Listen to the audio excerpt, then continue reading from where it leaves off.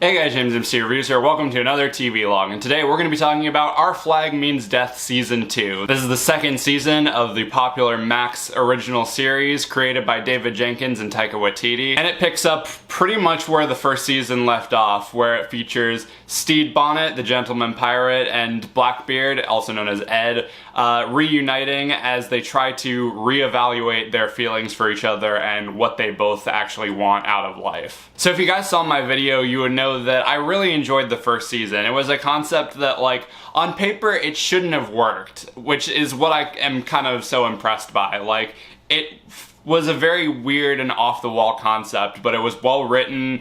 It had really great characters, it was funny, it was heartfelt. Overall, I really enjoyed it, and I honestly was really hoping that it would get a second season, but I honestly wasn't sure because this was around the time of the whole, like, HBO Max purge where everything was getting written off for taxes, and, you know, the future of certain shows, like, kind of hung in the balance, and it was in this state of uncertainty. Through a lot of the different casualties of that purge, Harley Quinn and Our Flag Means Death were the two that made it out alive and got renewed, which I was very happy about because I liked both of those shows. And after watching season 2, I did really like it. I don't think it's as good as the first season, but it's a return to these characters.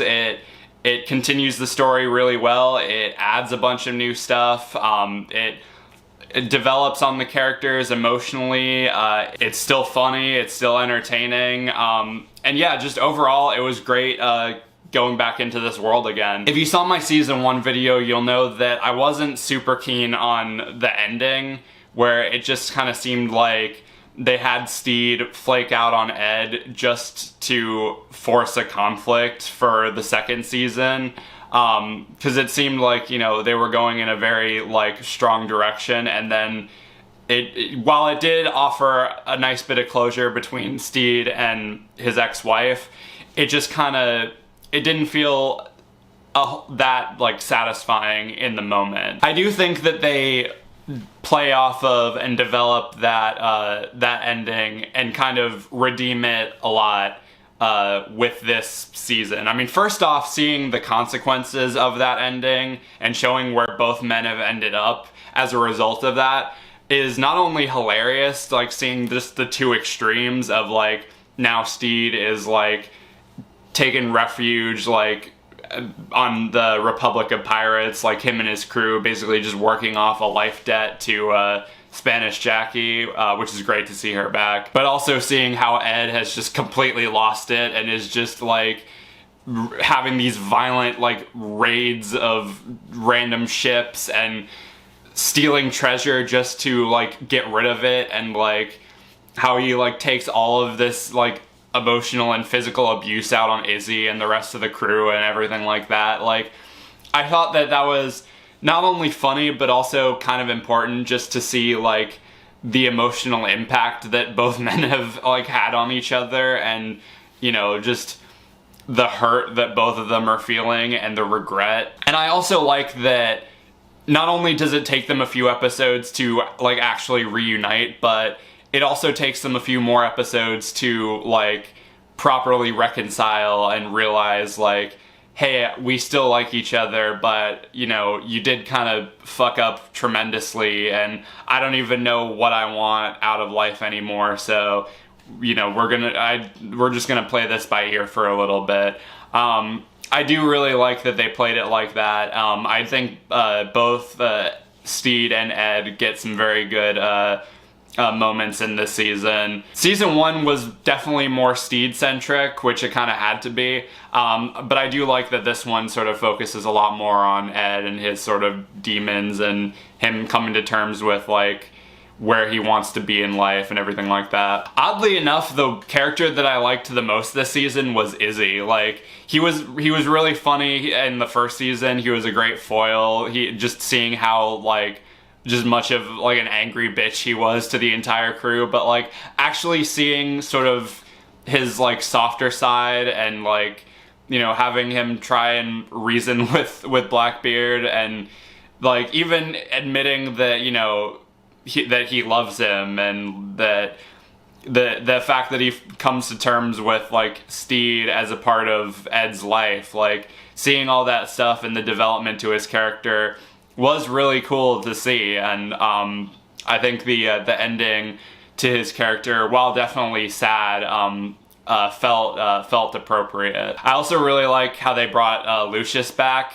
He was another one where he supposedly dies in season 1, and it's like, well, that's kind of sad. I liked that character, and then they bring him back and develop on him a lot more, and they make him a lot gruffer, a lot more like impatient, and just like they imply a lot of the things that he's had to do to survive, and like just how he's like seen some shit, but he's still really funny and really entertaining. And they put him back together with Black Pete, and they even get married, and it's really sweet and everything like that. They also introduce some new overarching threats for the season. I mean, obviously you have to bring the British armies back into the picture in some way, shape, or form, so they have the new, I guess, sort of mastermind behind that is Prince Baines, who I like his introduction. In the first episode, they kind of like play him as sort of some like random like Weasley guy who gets his nose cut off by Spanish Jackie.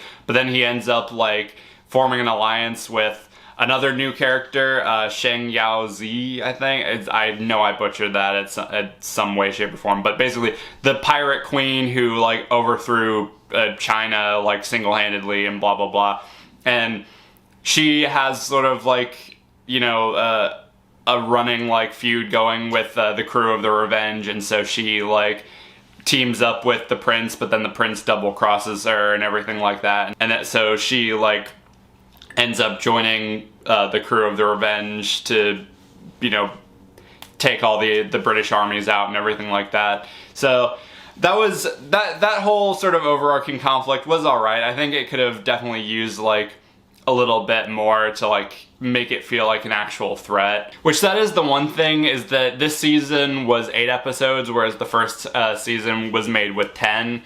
And it does kind of feel like they are like rushing a lot more stuff this time around. A lot of the stuff between Ed and Steed gets kind of rushed. There's like a love triangle subplot with Zhang, Alawande, and Jim, who also has a new love interest, like who just kind of comes out of nowhere and doesn't really get like a proper introduction. A lot of the stuff with the prince is kind of rushed. Like he just disappears after the first episode and then doesn't come back until much later on. Even the ending, where everyone kind of like winds up towards the end, does feel a bit like sort of sudden, like there wasn't a whole lot leading up to this. And I have a feeling they did that on purpose because, like I said, season 2 was announced around the time that the whole like HBO Max purge thing was going on. So maybe they wrote this season with the notion that they weren't going to get renewed for a 3rd season. So they were like, if we do get renewed, great, we have all the characters in a place where we can still continue on the story and expand on them. And if not, that's fine too. We've left them all in a very like happy spot and they all lived happily ever after, blah blah blah. So I feel like they've put themselves in a good spot.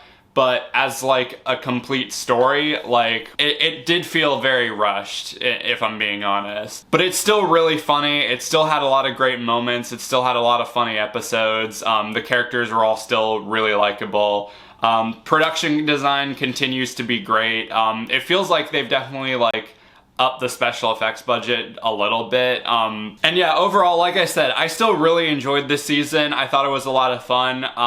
I definitely liked the first season a lot better, but I feel like this was a solid continuation. It just had some things that needed to be like ironed out a little bit. And yeah, I would still like to see this show renewed for a 3rd season, but if not, then I feel like they left it on a strong enough note to where you don't really need to continue it. But either way, I enjoyed this season, and if I had to rate it, I'm somewhere between a 3.5 and a 4. I haven't decided yet. I'll stick to a 3.5 just for right now, but it might shift around on rewatches.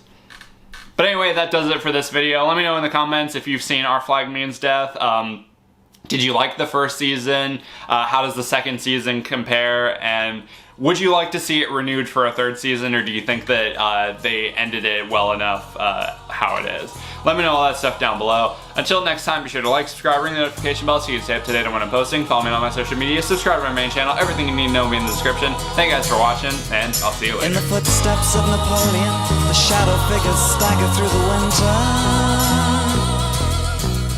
falling back before the gates of Moscow, standing in the wings like an avenger. And far away behind their lines, the partisans are stirring in the fog.